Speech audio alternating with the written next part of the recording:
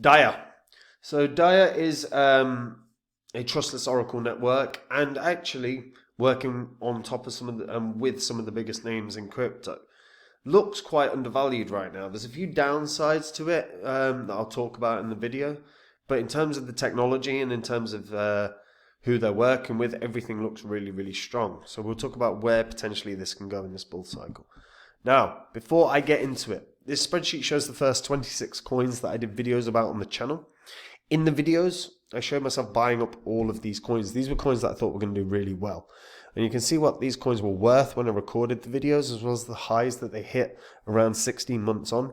And these are what your profits would have been if you'd popped $100 into them. So 100 into each would have netted you a profit of over 123 grand.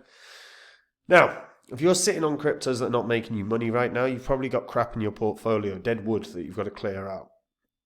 If you're not sure where to start, have a look at copymycrypto.com. That's the site I run where I share my portfolio with my members. Whenever I'm ready to buy or sell a coin, I will tell my members the coin that I'm going to buy or sell and the price I'm going to do it at. This means my members can copy along exactly, so they make the exact same profit as me without any work at all. And if you go onto the site, you'll see what my members have earned and the successes we've had. It's public record as well. You can verify it on the history of this channel. Trump's going to be inaugurated very soon, and these markets are getting ready to rip. And if you've got the wrong coins in your portfolio, you're going to watch everyone else making money while you don't. If you want to find out the coins that I'm in that have been outperforming the market, all you have to do to find out is go onto the site and join up, guys. Now, Dia. So, Trustless Oracle Network. And basically, it's an open source platform that enables market actors to source, supply, and share trustable data. And their aim is to be an ecosystem for open financial data in a financial smart contract ecosystem that brings together data analysts, data providers, and data users. In general, Dia provides a reliable and verifiable bridge between off-chain data from various sources and on-chain smart contracts. And basically, any financial DApp can just plug into Dia and use that. It was founded in 2018, while the token supply was made available to the public during the bonding curve sale in 2020, where 10.2 million tokens were sold. The founders are a group of a dozen people, though Paul Claudius, Michael Weber, and Samuel Brack are the leaders. Claudius is the face of the project and its lead advocate. He's sometimes also mentioned as CBO, master's degree in international management from ESCP Europe, and a bachelor's in business and economics from Passau University. He's also co-founder and CEO of Blockstate AG and C Ventures. Michael Weber is Dia's founder and association president. He has a degree in management from ESCP Business School and economics and physics from University of Cologne, Germany, and worked in several banks and financial institutes before turning to crypto. And Samuel Brack serves as the CTO, and again, he shares the same position at Blockstate. He also has a master's degree in computer science from Humboldt University of Berlin. So Dia, I really like this. It's a very good way of putting it. Dia aims to be the Wikipedia of financial data. It specifically addresses the problem of dated, unverified, and hard to access data in the world of finance and crypto, especially DeFi.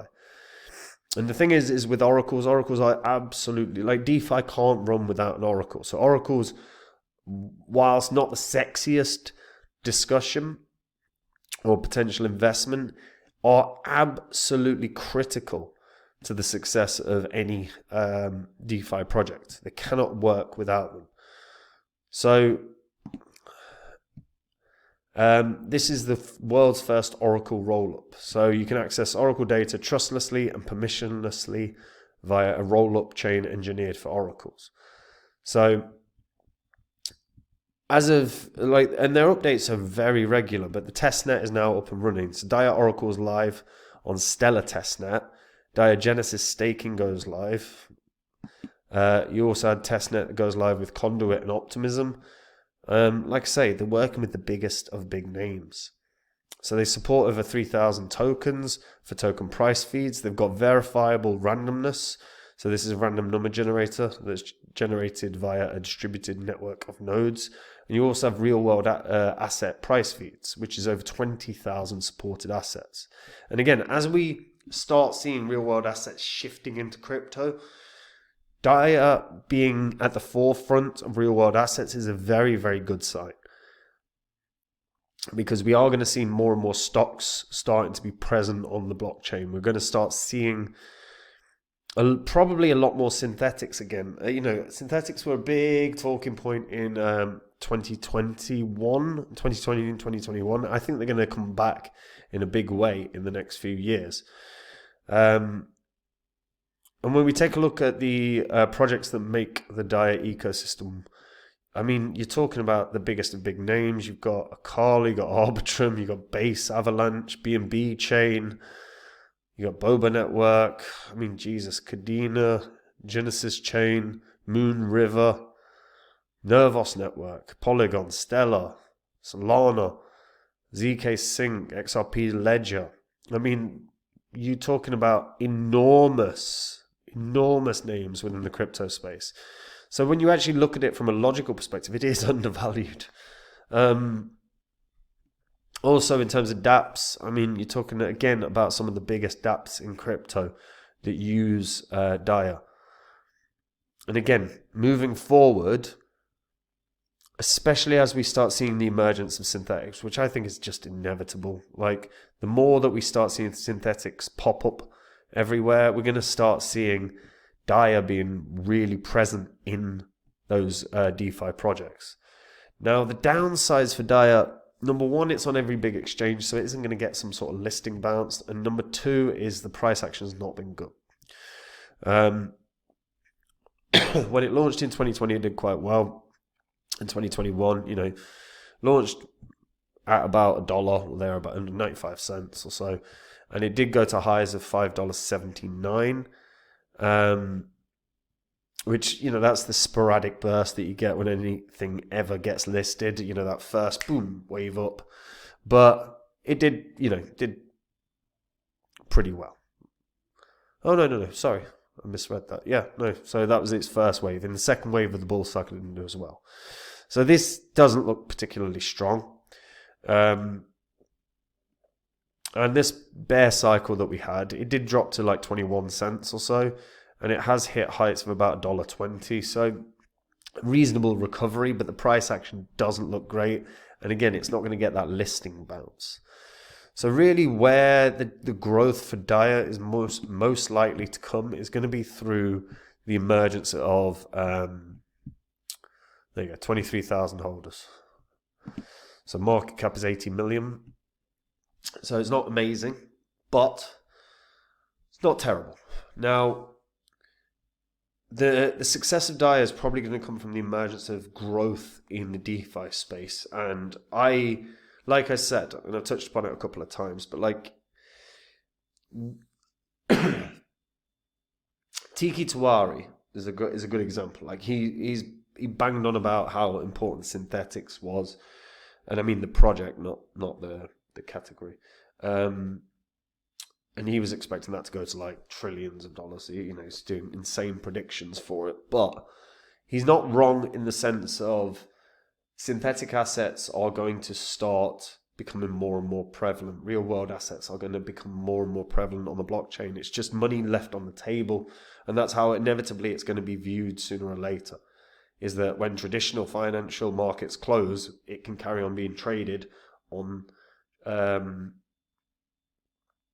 the blockchain, or it can carry on being bought and sold on the blockchain. I suppose prices won't move because they'll be pegged to the actual asset, but we are going to start seeing some things shift in that direction, and DIA will be at the forefront of that. Now, in terms of price action, it's going to struggle to get back to its all-time high based upon these charts right now.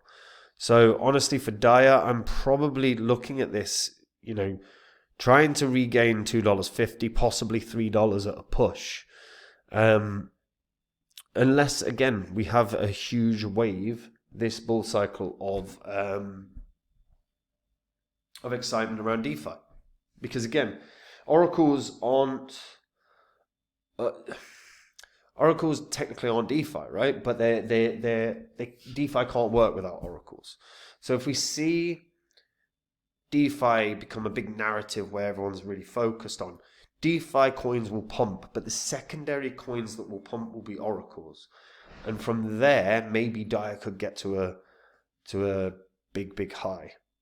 But I think it's unlikely that we're going to see that happen right now. So I think you're probably looking at this maybe $3. But again, maybe we get a crazy bull cycle where Bitcoin hits 500,000, in which case, yeah, DAIA, new all-time high, but probably a lot of things would as well. But yeah, for anyone that's a DAIA holder, or anyone that is interested in DeFi, where do you think we're going to go with the DeFi market this bull cycle? Do you think we're going to start seeing a new wave of synthetics? I know real-world assets have been a massive talking point for ages. Do you think real-world assets are just going to start flooding into the market and we're going to start seeing that become the narrative that takes over? Because again, if that is, DAIA could do quite well. So let me know what your thoughts are in the comments below, guys. And look, we're in a bull cycle right now. If you're not happy with the performance of the coins that you own, you've got rubbish you got to get rid of. And if you go onto copymycrypto.com, that is the site I run where I share my portfolio with my members. On the site, you'll see what my members have earned. You can see our successes.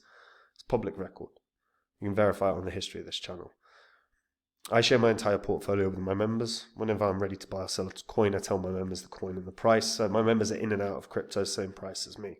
And if you are looking at your portfolio and you're looking at this coin going, I don't know why the hell I own this coin, then get rid of it. And if you're not sure what to replace it with, if you join copymycrypto.com, you can see my portfolio and maybe replace it with one of those if you're interested.